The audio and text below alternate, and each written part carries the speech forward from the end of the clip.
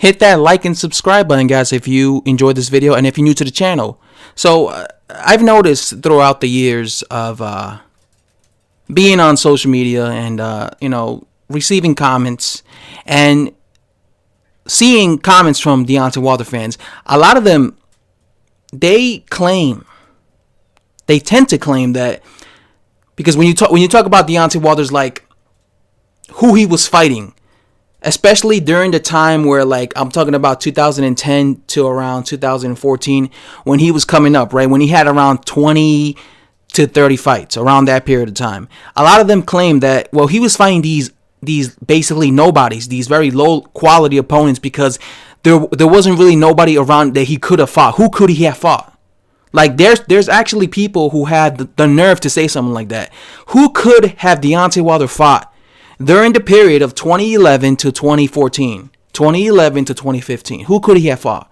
Well, I'll give you a bunch of people he could have fought during the time period of 2011 to 2015. First of all, Mike Perez. Why didn't Deontay Wilder fight Mike Perez? Mike Perez was very active in the heavyweight scene during 2011 to 2015. Mike Perez had just had that really I was a big fan of Mike Perez when he was unbeaten. Mike Perez had just had that really great fight with forgive me, I forgot his name, but it was a Russian fighter that he ended up, like, getting brain damage after the fight.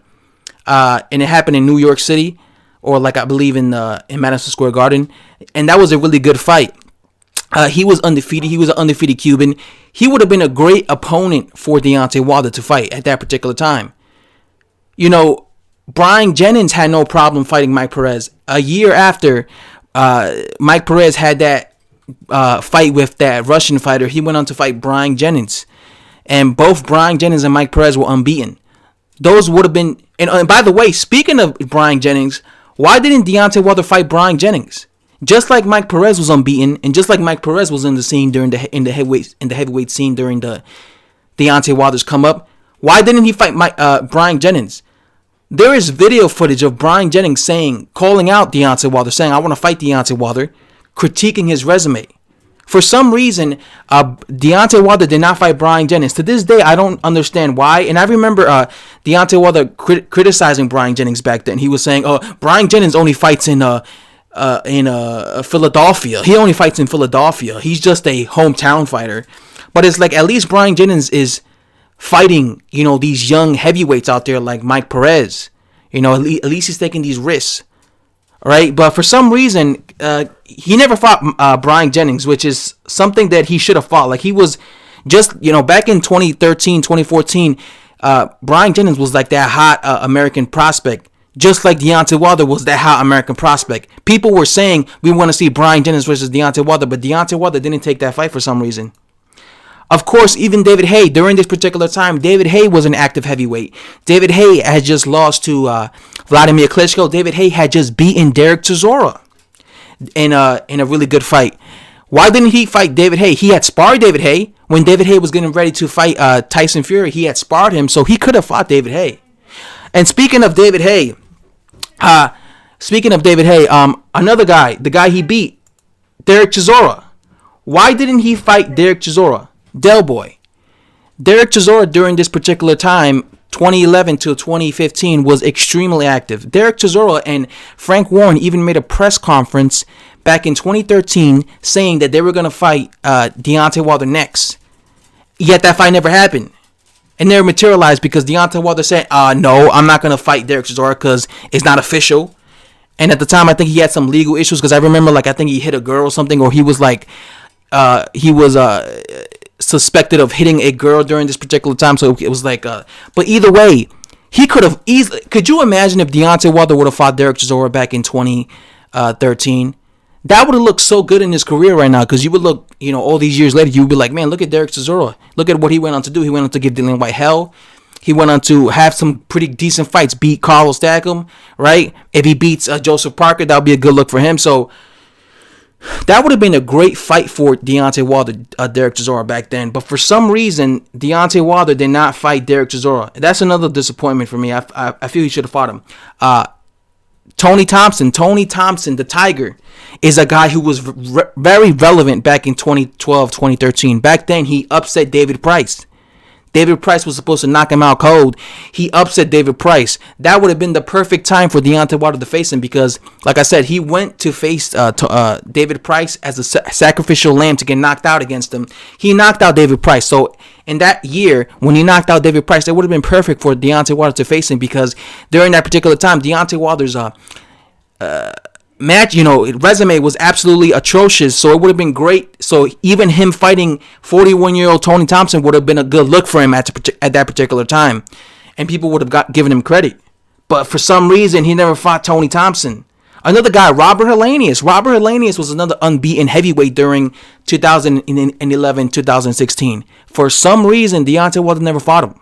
That would have been another good look for Deontay Wilder, just because Robert Helenius was a guy that people looked at him as he could have been something. He could have been something in the world of boxing. People had high hopes for Robert Helenius. So that would have been a good look for Deontay Wilder had he fought that guy, Robert Helenius. Another guy, Dereck Chisora.